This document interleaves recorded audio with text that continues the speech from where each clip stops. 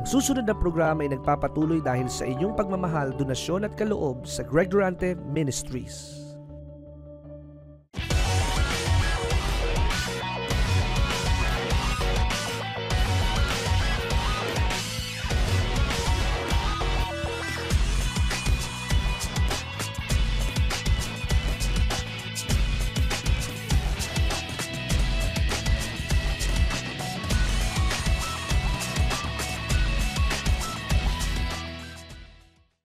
Ipakikita ko rin po mamaya sa mensahe sa inyo na bibigyan ka ng Diyos ng mga tao na makikiayon sa iyong gawain. Ang Diyos po kaya nga sabi ni Moses, "Show me now thy glory. Let me know your way and let your presence go with me." At ang kanyang isang tanong, who are the people who will go with me? Kaya pag mali ang taong kasama mo, sa halip na ikay umusad, ikay hihilahin pabalik sa dati ng mga kasama mong tao. Ito po yung 144 verse 7. Ito ang dalangin ni David. "Send thine hand from above, read me." Ano po ang ibig sabihin ng RID? Alisin mo. Palayain mo ako. So, read me and deliver me out of great waters. Yung waters po dito ay hindi pangkaraniwan tubig, ito po'y tumutukoy sa mga tao. Symbolic po ito ng mga tao. Deliver me out of many people from the hand of strange children. So ngayon, sino yung strange children? Ito po yung ikaw ay gogoyohin. Ikaw ay dadayain.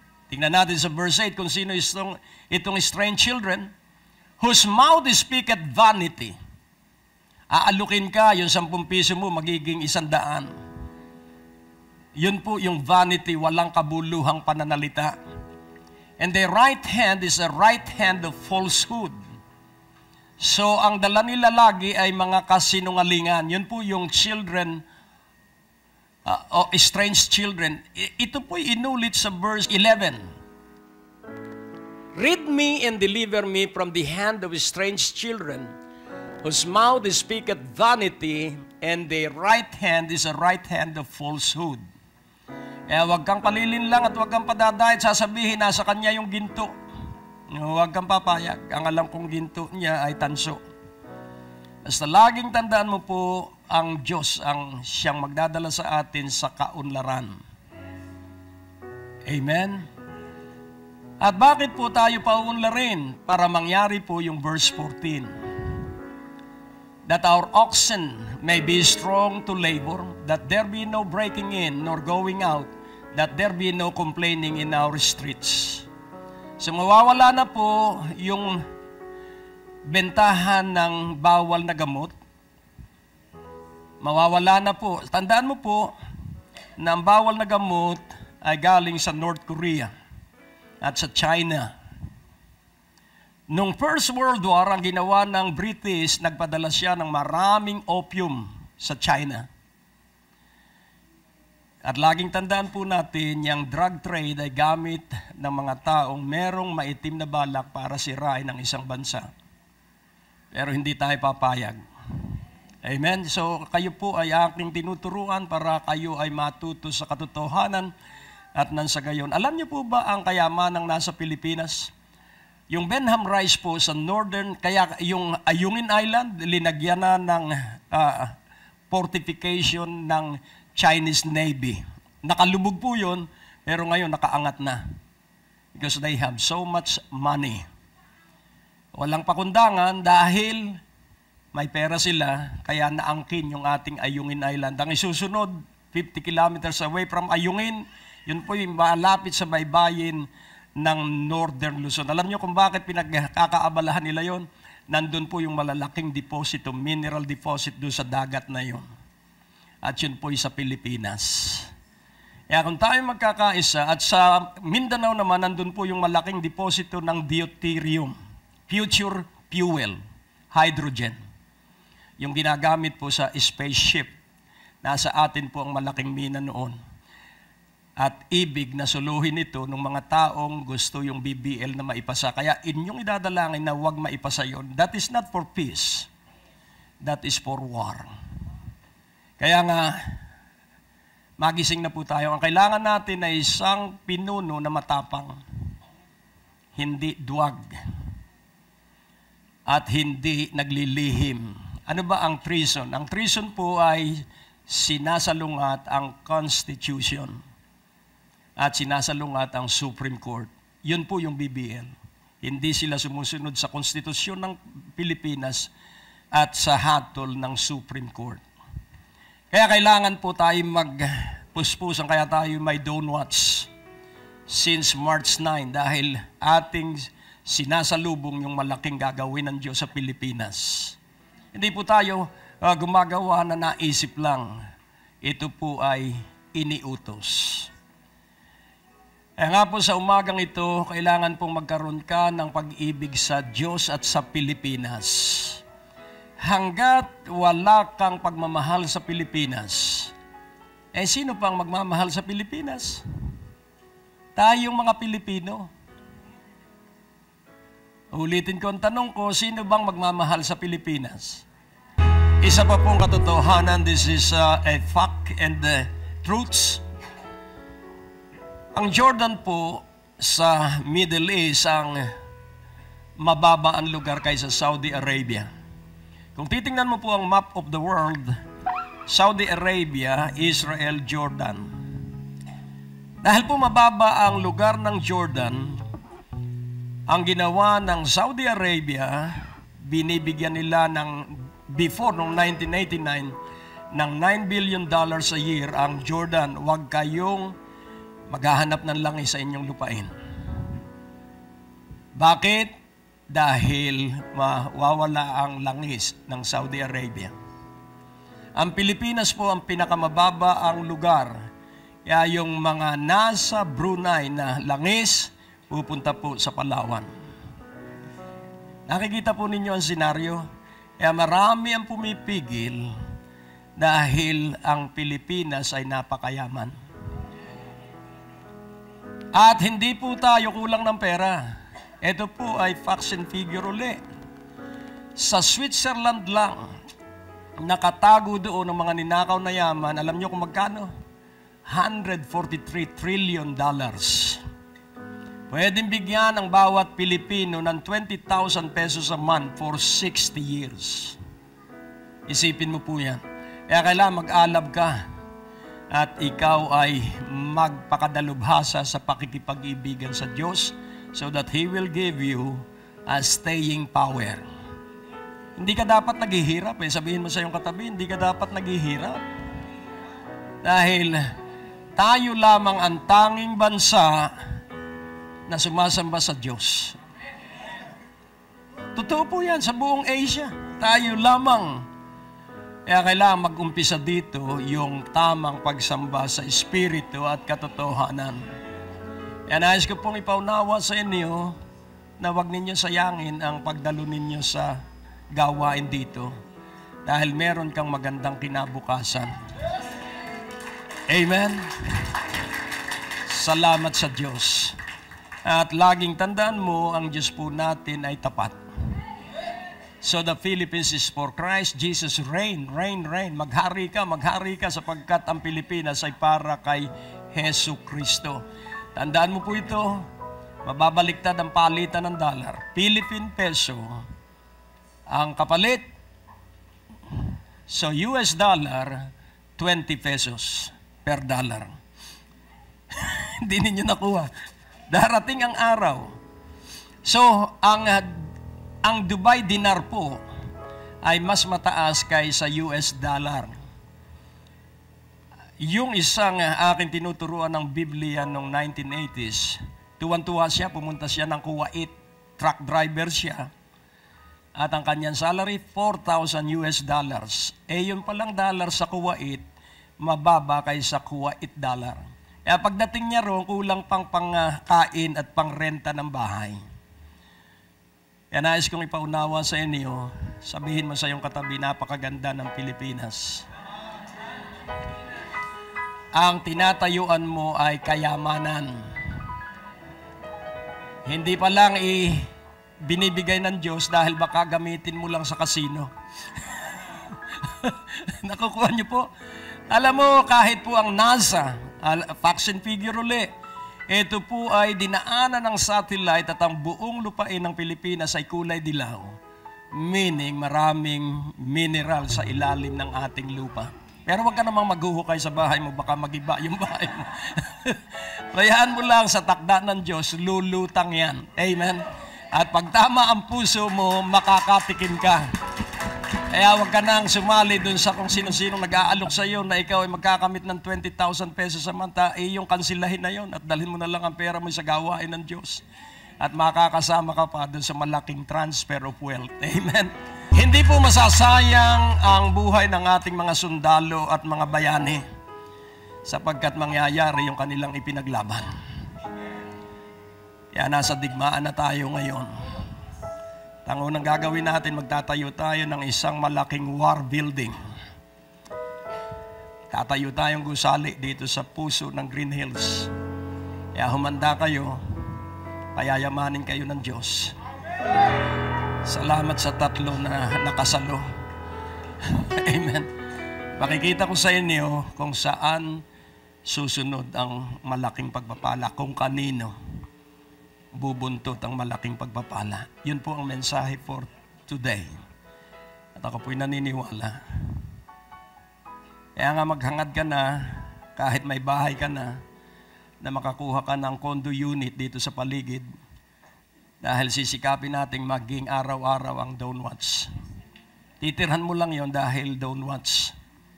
Tapos uwi ka na uli sa inyong bahay. Hangarin mo yan because the dream is from God. Kakaroon ka ng malaking pagpapala sa iyong buhay. Pero sa susunod, agahan mo ang pagdalo sa pagsamba at magyakag ka pa at suswelduhan ka ng Diyos. Amen? So ang Diyos po ay napakabuti. Sabihin mo, ang Pilipinas ay kay Kristo. At ang Pilipinas ay akin. Habakkuk chapter 2 verse 1. Habakkuk 2 verse 1. I will stand upon my watch and set me upon the tower and will watch to see what he will say unto me. And what I shall answer when I am reproved. Dito po ay makikita natin, this is about prayer. This is about Dawn Watch. This is about spending time in your closet with a conversation with God. And then, ang prayer po ay, ito po ay pag-uusap ng dalawa.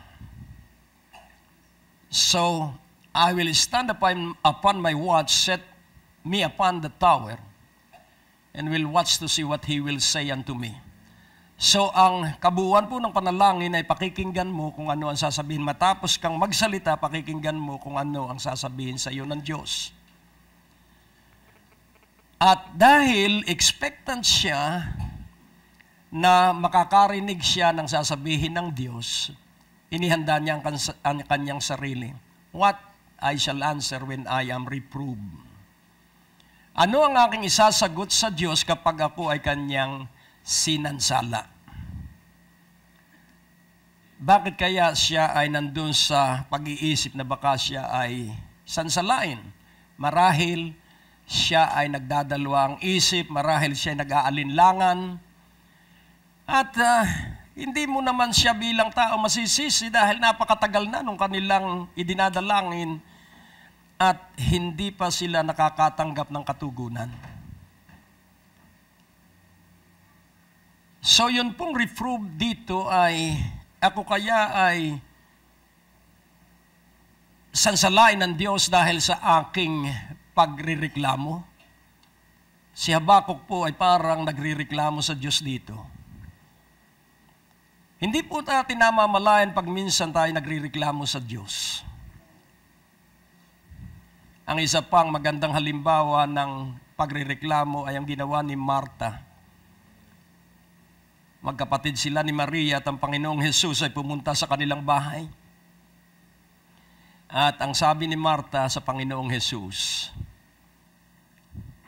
magmalasakit ka naman, Panginoong Hesus, sabihan mo ang aking kapatid na si Maria na tulungan ako dito sa kusina. Tatanungin ko kayo, kung kayo ba ay may panauhin at ipinagluluto mo siya, ikaw kaya ay maaaburido kung ang panauhin mo'y isa lang? Kayang-kaya kang maghanda pag isang tao lang. Tama po ba? Ay, sandwich lang at saka kaunting juice, tapos na. Pero ito po, kaya nagrereklamo si Marta, dahil tandaan mo po, si Jesucristo pag lumakad kasama niya ang kanyang mga alagad, ay ang unang grupo niya ay 12, ang pangalawa 70. So hindi po kakaunti yung pinagluluto at pinaghahanda ni Marta. Napakarami po ay siya mag-isa sa kusina. Kaya kung titingnan natin, siya po ay may karapatang magreklamo. Sabihin mo sa iyong katabi, may karapatan kang magreklamo. Pero wag mong gagawin yon. Because Jesus cares for us. Maghihintay ka lang. Ibalik natin sa Habakuk 2:2 naman. Natututo na po ba kayo? Umpisa pa lang yan. And the Lord answered me. So yung kanyang inaasahan tutugon ng Diyos dahil siya sanay makipag-usap sa Diyos. And the Lord answered me and said, write the vision and make it plain upon tables that he may run that readeth it. Ano po ang ibig sabihin? So yung sagot ng Panginoon kay Habakuk ay hindi para sa kanya. Yun po ang pagkakamali ng maraming Kristiyano. Pag sila'y nanalangin, laging para sa kanya, para sa kanyang asawa, para sa kanyang mga anak, para sa kanyang pamilya, puro para.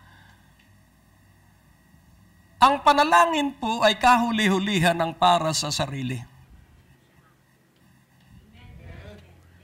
Sapagkat dito ay may sinabi, ang sagot ng Diyos kay Habakuk, write the vision. Sabihin mo, the vision. Isulat mo ang pangitain. Sa ating panahon, yung table ay notebook. So isulat mo ang pangitain na pwedeng mabasa ng sinuman. That he may run that readeth it. Nang ibig sabihin, yung makakabasa nito ay magkaroon ng hamon na gawin yung pangitain. And then sa verse 3, for the vision is yet for an appointed time, but at the end it shall speak and not lie. Though it tarry, wait for it, because it will surely come, it will not tarry. So dito po ay makikita natin ang pangitain ay itinakda sa hinaharap. May oras po ng takda na ito ay mangyayari. At kapag ito ay nakaabot na doon sa takdang oras na itinakda ng Diyos, ito po ay makikita. At hindi magsisinungaling ang pangitaing ibinigay ng Diyos. Bagamat ito ay nagtatagal, hintayin mo lang. Sabihin mo sa iyong katabi, kung nagtatagal man ang katugunan sa iyong panalangin, maghintay ka lang. At huwag kang magreklamo, huwag kang mairita, huwag kang mainis. Maghintay ka lang. Dahil ito'y tiyak na iyong matatanggap. Ito'y tiyak na darating sa iyong buhay. At hindi na magtatagal. Because it will surely come. Sabihin mo, surely come. It will not tarry. Hindi na yan magtatagal. Kaya lalo kang mag-alab sa Diyos dahil malapit na. Sabihin mo sa iyong katabi, mag-alab ka sa Diyos dahil malapit na. Hintay muna. Tatanungin ko kayo, may hinihintay ka ba? Dahil kung wala kang hinihintay, walang darating. ang darating ay yung hinihintay nung mga may hinihintay. Kaya ang titulo, hindi ka po maghihirap hindi ka rin magrireklamo. Alam niyo kung bakit? Ito po ang titulo ng mensahe. At ang sabi po sa akin ng banal na Espiritu, provision follow your dream. So ang lahat ng provision, ang susundan ay hindi tao kundi yung pangarap ng Diyos. Hello. Kaya linagyan ko, His dream, your dream. Kailangan ang pangarap ng Diyos ay iyong tanggapin at gamitin mo sa iyong buhay na iyo na ring pangarap. Hello. Amen. So babasagin mo yung mga pangarap mo. Ano ba ang pangarap mo? Na ikay magkaasawa at nung may asawa na magkaroon kayo ng magandang buhay, magandang bahay, magandang sahod. So, puro pakabig.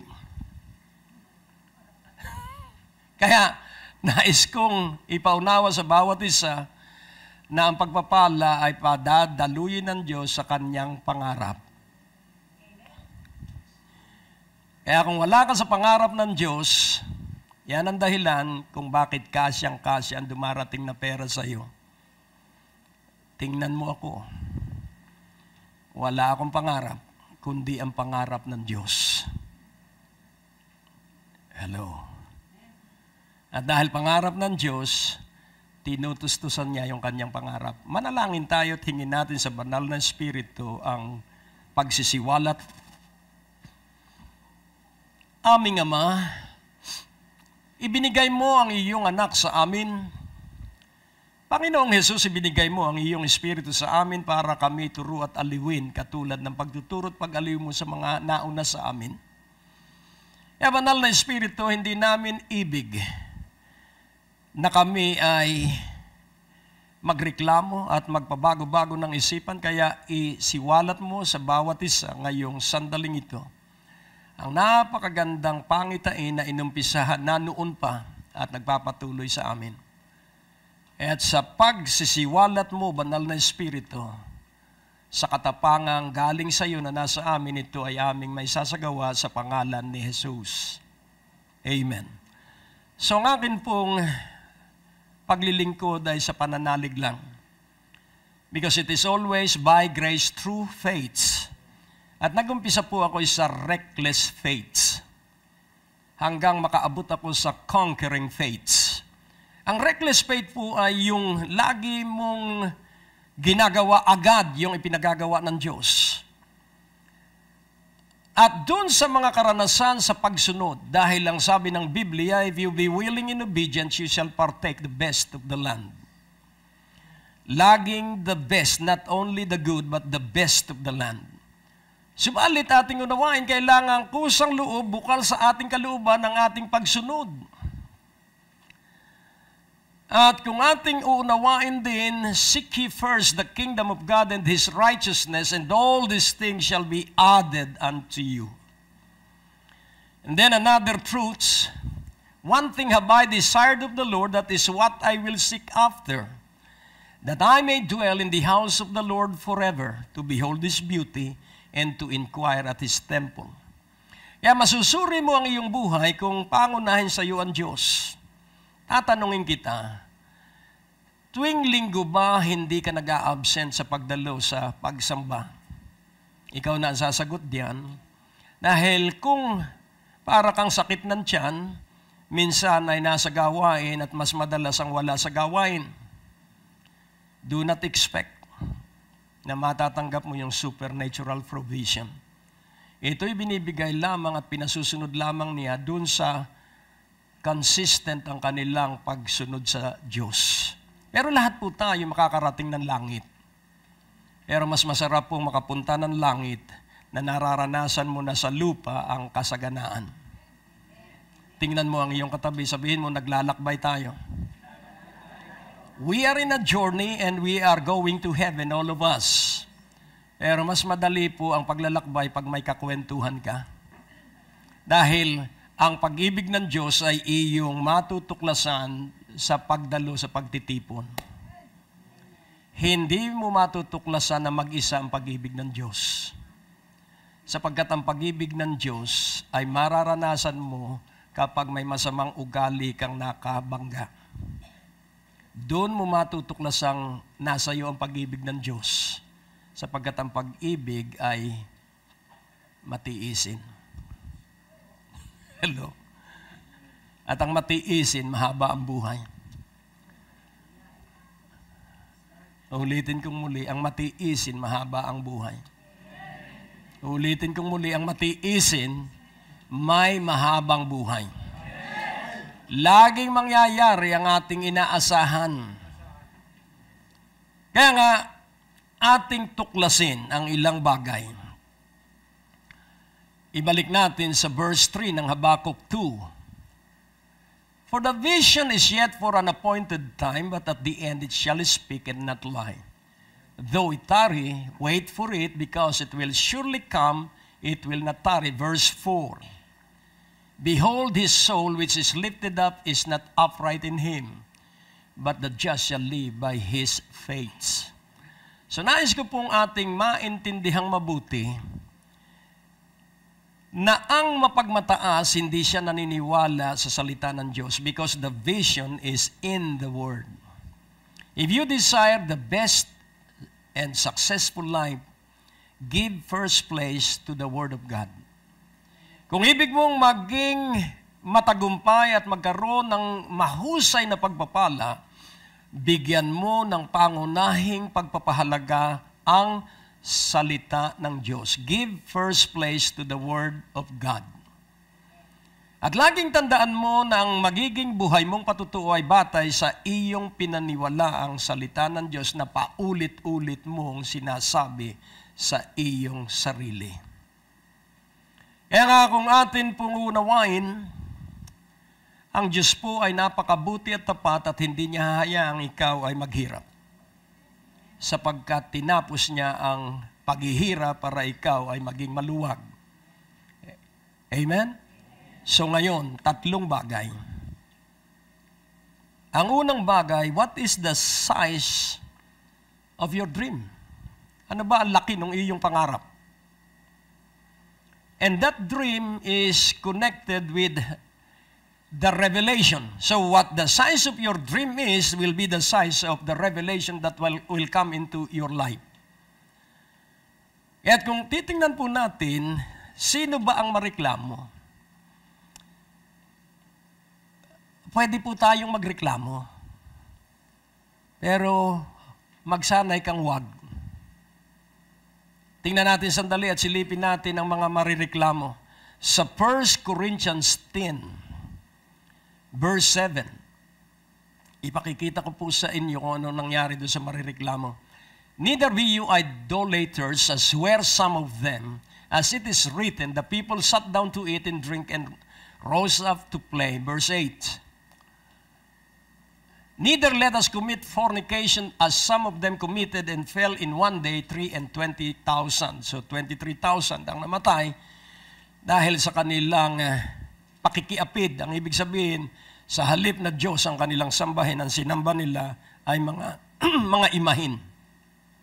Sa verse 9, neither let us tempt Christ, as some of them also tempted and were destroyed of serpents.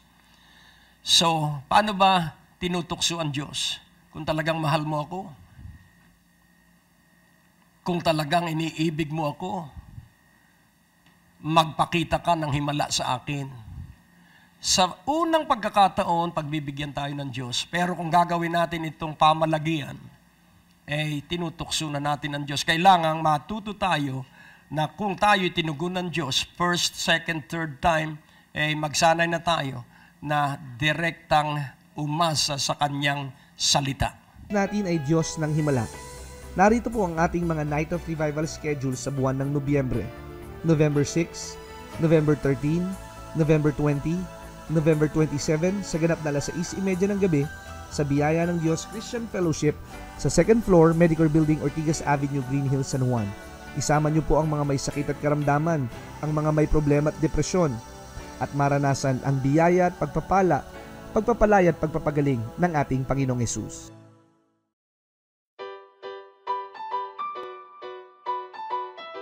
Mga kapatid at minamahal naming mga taga-subaybay, inaanyayahan po namin kayo sa darating na November 15, 2015, araw po ng linggo, sa ganap na alas 10 ng umaga hanggang alas 12 ng tanghali.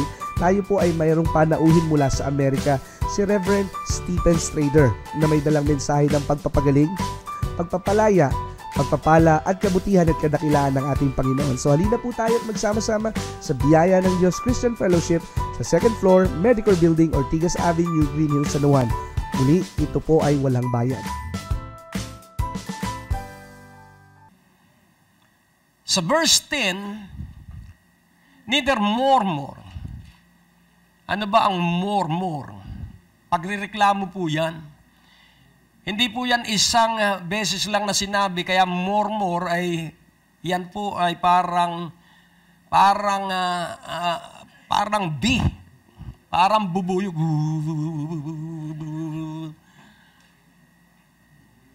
So, reklamo ng reklamo. Ang bihirang buhay ito. Pag lumabas ka, traffic. Tapos, pag uwi mo sa bahay, traffic pa rin. Neither murmur ye, as some of them also murmured and were destroyed of the destroyer. Yung isa, ang ginamit ay serpent, dito naman ay destroyer. Yung isa na may salot. So, pansinin natin, ang sabi sa verse 10 o verse 11, now all these things happened unto them for examples, in samples, and they are written for our admonition, upon whom the ends of the world are come. Kaya nagtapos ang buhay nila dahil sa kanilang pagsuway sa Diyos.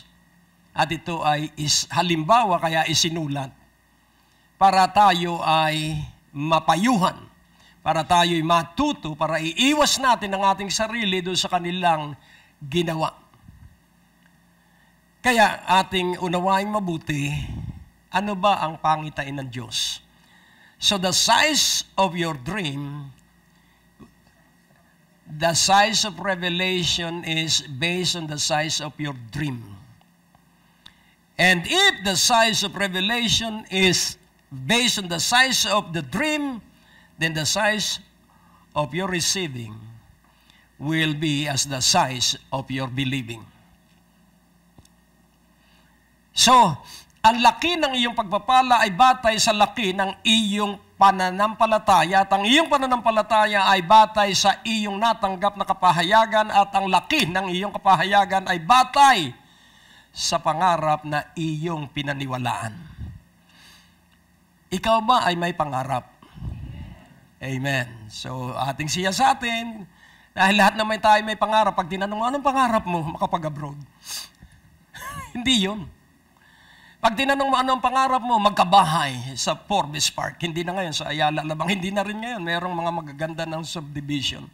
Hindi po yun ang pangarap na ating pag-uusapan ngayon.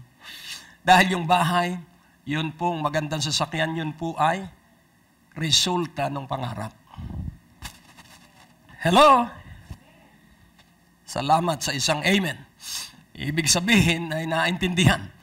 Huwag mong hahanapin yung resulta. Ang hanapin mo ay yung pagmumulan ng resulta. Tatanungin ko kayo, ano ang una? Bunga ng mangga o puno? So puno, pipitasin mo yung mangga sa puno ng mangga at yung puno ng mangga ay galing sa itinanim mong mangga. Ay saan galing yung binhi ng mangga? Hindi ko na alam yun. Pero nung likhain niya, may puno na ng mangga. Kaya ba'y naniniwala na lahat ng nilikha ng Diyos, may santol doon, may sampalok doon. So, mapapansin natin na galing sa Diyos ang lahat. Dahil nandyan na ang lahat, kaya meron kang itatanim. Purihin ng Panginoon. Kaya hindi ka maghihirap kung alam mo lamang ang katotohanan. Ngayon, ano nga ba yung pangarap ng Diyos? Dahil pag hindi mo alam ang pangarap ng Diyos, ay maghahanap ka lang. Dito, maganda ang negosyo dito, malaki ang kikitain mo dito. Ang tao kaya napapahamak, ang tinitingnan agad ay yung malaking kikitain. Yun ay panukso. Dahil kapag ang tao ay narahuyo sa malaking kita, nawawalan siya ng oras sa Diyos. Tingnan mo ang iyong katabi. Sabihin mo, salamat, may oras ka pa rin. Payamanin mo lang ako, Panginoon, at lalo ako maglilingkod sa iyo. Nung yumaman, hindi mo na makita sa simbahan.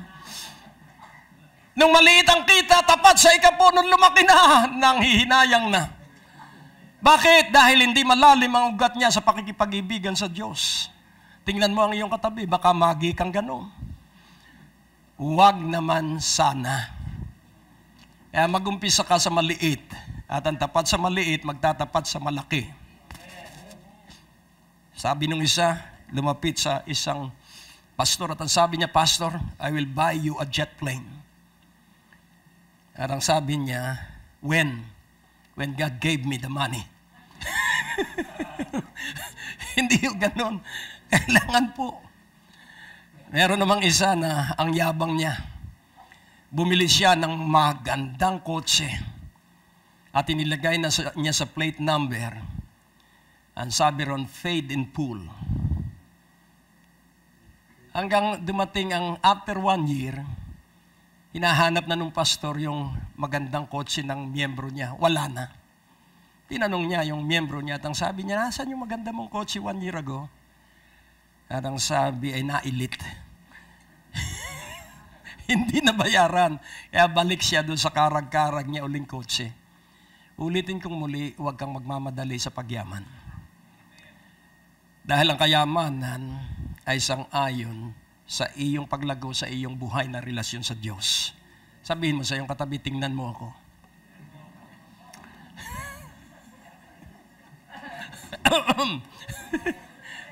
So, ano ba yung pangarap? Kaya, His dream, your dream. Sa Ephesians 1:10, ipakikita ko sa inyo ang pangarap ng Diyos.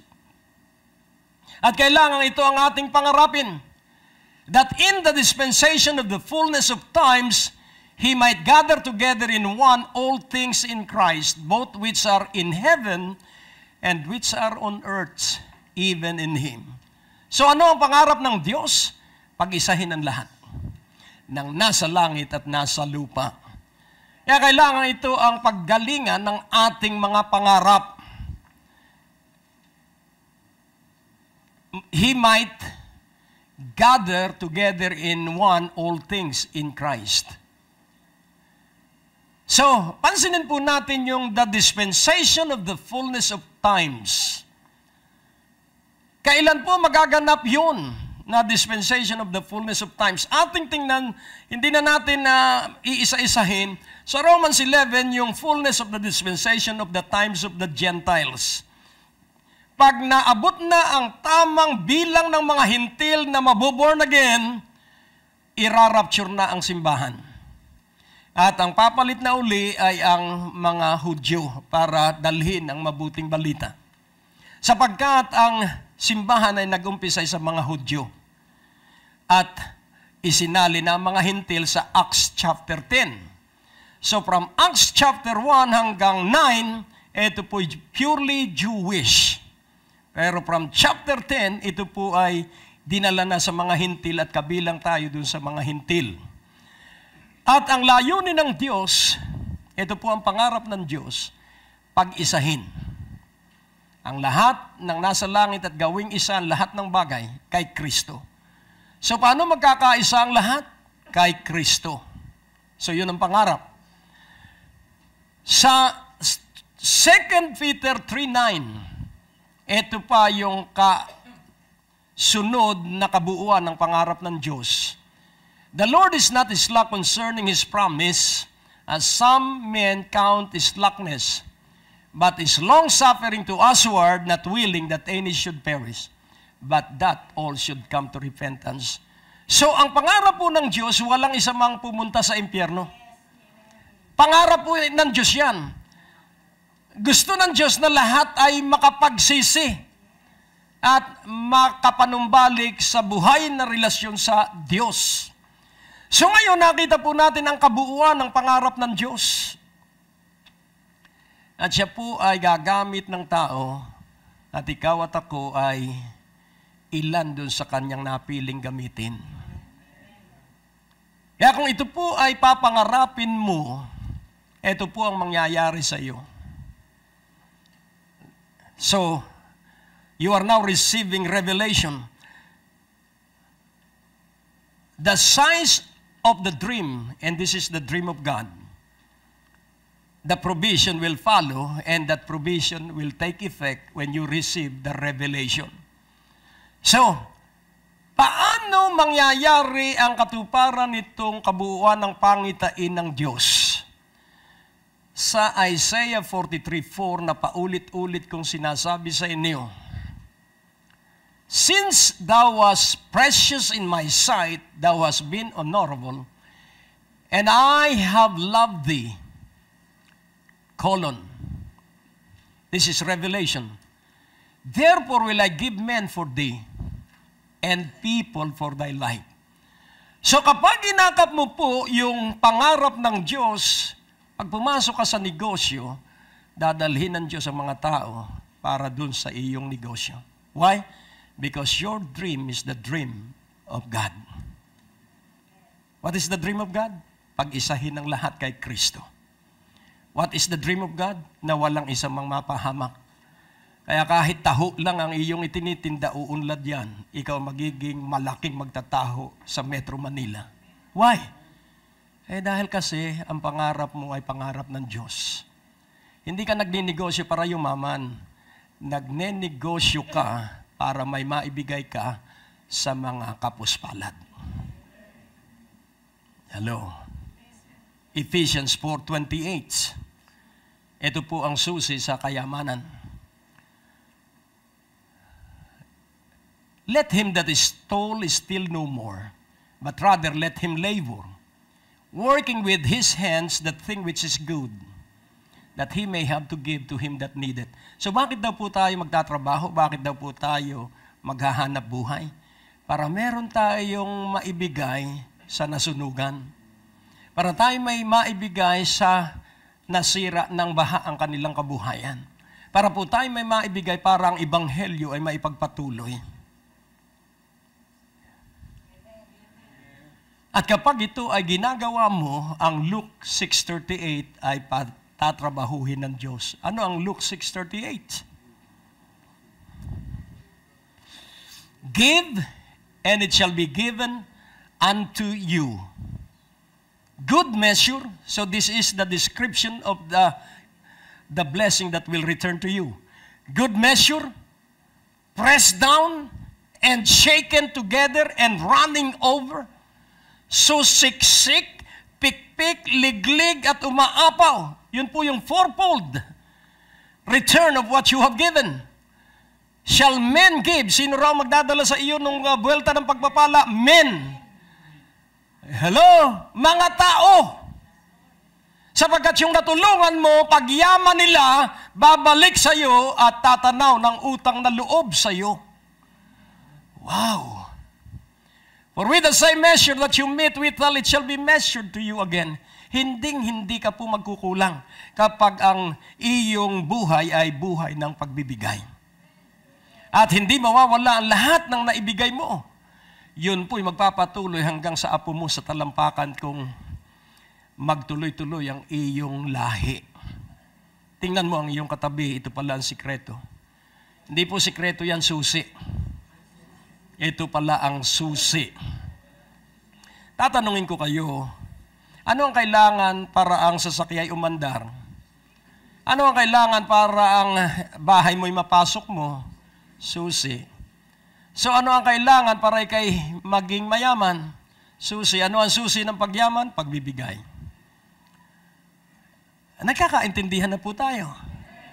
Praise God. So, bibigyan ka ng Diyos ng mga tao. Kahit simple lang ang negosyo mo, basta yung pangarap ng Diyos ang pangarapin mo. Sa Micah 4:13. Micah 4:13. Arise and rest, O daughter of Zion. Pag nakita mo po yung Zion, this pertains to the praying people. Kaya kung ikaw ay mananalangin at ikay palahingi sa Diyos, kasama ka dito sa daughter of Zion. For I will make thine horn iron, and I will make thy hoofs brass. And thou shalt beat in pieces many people, and I will consecrate their gain unto the Lord, and their substance unto the Lord of the whole earth. This is about your business. Pag ikay nagnegosyo, marami ang bibili ng iyong produkto. Pero, kailangan nakatali ito doon sa pangarap ng Diyos. Ano ang pangarap ng Diyos? Pag-isahin ang lahat ng bagay kay Jesucristo. Lahat ng nasa langit, lahat ng nasa lupa. Ano ang kabuuan ng pangarap ng Diyos na walang isa mang mapahamak? Amen? So ito yung buong pangarap ng Diyos. Kaya kung ito'y pangarap mo rin, padadalhan ka ng Diyos ng maraming katiwala. Amen? Hallelujah. Kaya ating kilalaning mabuti saan tayo nakatayo. So the size of the dream, the size of the revelation. So paano ka magkakaroon ng revelation? Number 1, give first place to the Word of God. Bigyan mo ng pangunahing katayuan sa iyong buhay ang salita ng Diyos. Read the Bible every day. Ang spelling po ay R-E-A-D, hindi R-I-D. Read the Bible every day. Hindi ko sinabing alisin ninyo ang Biblia. Ang sabi ko, basahin ninyo ang Biblia. Alam nyo kung bakit? Sa Joshua 1:8, alam na ninyo ito. Hindi ka dapat naghihirap. Sabihin mo sa iyong katabi, hindi ka dapat kinukulang. At ang sabi po dito, this book of the law shall not depart out of thy mouths, but thou shalt meditate therein day and night, that thou mayest observe to do, according to all this that is written therein, for then thou shalt make thy way prosperous, and then thou shalt have good success. Saan po maggagaling ang prosperity? Sa salita ng Diyos na iyong binulay. Saan po manggagaling ang mabuting tagumpay? Sa kaunlaran na natanggap natin mula sa salita ng Diyos. So ang kasaganaan, yun pong prosperous, yung word na prosper ay eudos sa salitang Grego, na ang ibig sabihin ng eudo, dalawang salita, iyo at saka hodos. At ang ibig sabihin ng eudos o euhudos, ang ibig sabihin good journey. Na ang kahulugan ng good journey, sa paglalakbay mo, hindi ka magkukulang. Ito po ay halimbawa, ikaw ay pupunta ng isang resort at magbabakasyon ka, palagay ko po, paghahandaan mo ang lahat ng gastos. Pag-aaralan mo ang pagkakagastusan at paglakad mo, dala mo na lahat ang budget para dun sa iyong vacation trip. Tama po ba? Yun po ang prosper. You have everything. At tandaan po natin na inihanda na ng Diyos ang lahat ng kakailanganin natin sa buong mga taon na tayo mabubuhay sa ibabaw ng lupa. At nasa saan yun? Nasa salita ng Diyos. We have everything. Our journey is safe, our journey is secured because of Jesus Christ and because of the Word. Amen po ba? Kaya magpakaalab ka na bumasa ng Biblia, magsanay ka na magkabisa ng salita ng Diyos dahil narito ang ating buhay. Amen po ba? Kaya nga ang salita ng Diyos, kailangan tayo rooted and grounded. Sa Colossians 3:17, oh, I love this. And whatsoever you do in word or deed, do all in the name of the Lord Jesus, giving thanks to God and the Father by Him. So lahat ng ating gagawin ay ating iaalay sa Diyos ng may pagpapasalamat sapagkat Siya lamang ang gagawa ng ating pinaniniwalaan. Pagkatapos, His anointing. So, believe His word, receive His anointing. Dahil without the anointing, hindi mo maintindihan ang salita. At laging tandaan mo, the anointing, ang sabi ng Isaiah 10:27, what will the anointing do? And it shall come to pass in that day that this burden shall be taken away from off thy shoulder, and his yoke from off thy neck, and the yoke shall be destroyed because of the anointing. Yung lahat ng nagpapahirap sa atin ay mawawasak because of the anointing. And what is the anointing? Tingnan natin sa John 8:31. At ang sabi po dito, this is the anointing. Then said Jesus to those Jews which believed on him, if you continue in my word, then are ye my disciples indeed. So, atin pong pansinin, ang kanyang ipinakita rito, ang kinakausap niya ay yung mga naniniwala sa kanya. Kaya kung naniniwala ka sa kanya, kakausapin ka rin niya. At sino yung naniniwala sa kanya? Yung nagpapatuloy araw-araw na magbasa ng Biblia. Tanungin mo ang iyong katabi, ikaw ba'y nagbabasa ng iyong Biblia? O ikalawang tanong, may Biblia ka ba? So, ang mga alagad ng Panginoong Hesukristo ay yung nagpapatuloy sa salita niya. At ano ang sabi sa verse 32? And you shall know the truths, and the truth shall make you free. So, it's the anointing. At ang sabi ng 1 John 2:20, pansinin po natin, but you have an unction, the same word as anointing, from the Holy One, and you know all things. Ito pong unction ay parang yung pagpapahid ng langis sa noo. You have an unction from the Holy One and you know all things. If you have the Holy Spirit, you will know all things. Assurance po yan. Bakit kaya? Sa 14:26 ng John, ipakikita ko lang po sa inyo. 14:26, but the Comforter which is the Holy Ghost, whom the Father will send in my name, he shall teach you all things and bring all things to your remembrance whatsoever I have said unto you. So ano ang gagawin sa iyo ng banal na Espiritu na ginagawa sa akin at ginawa sa mga alagad?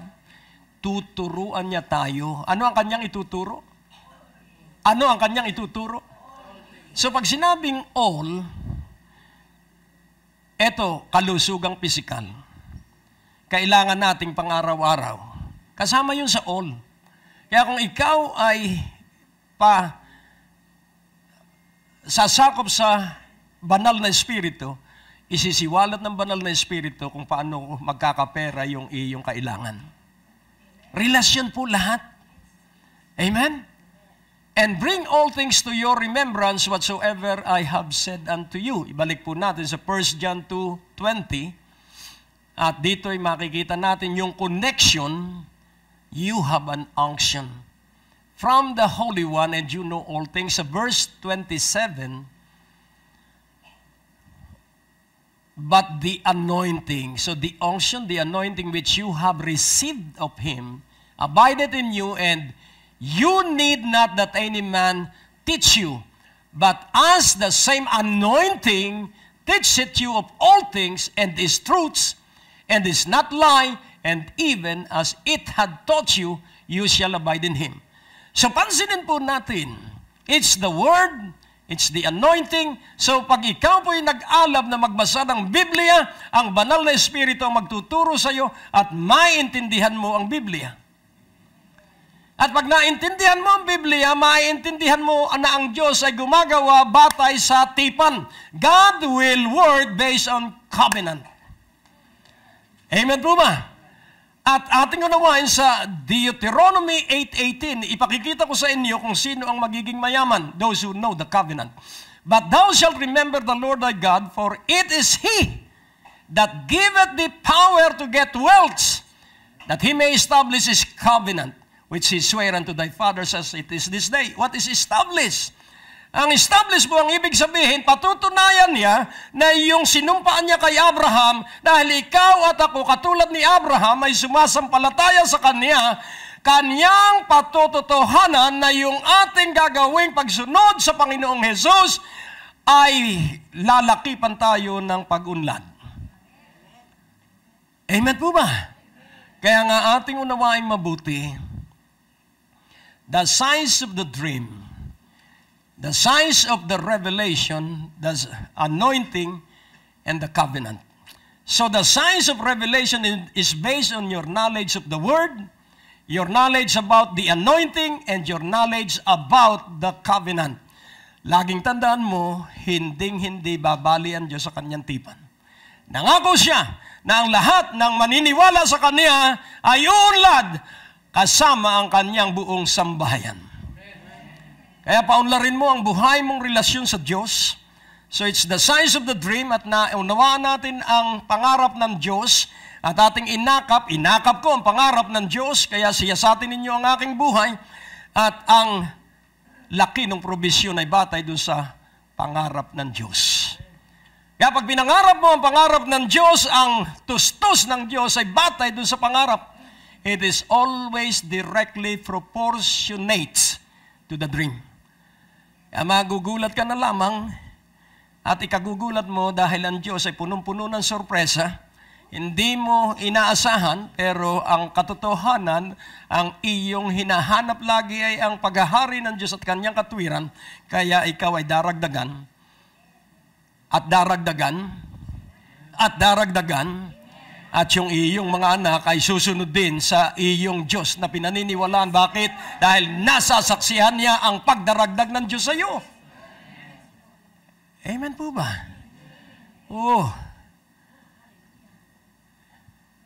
you will receive what you have given.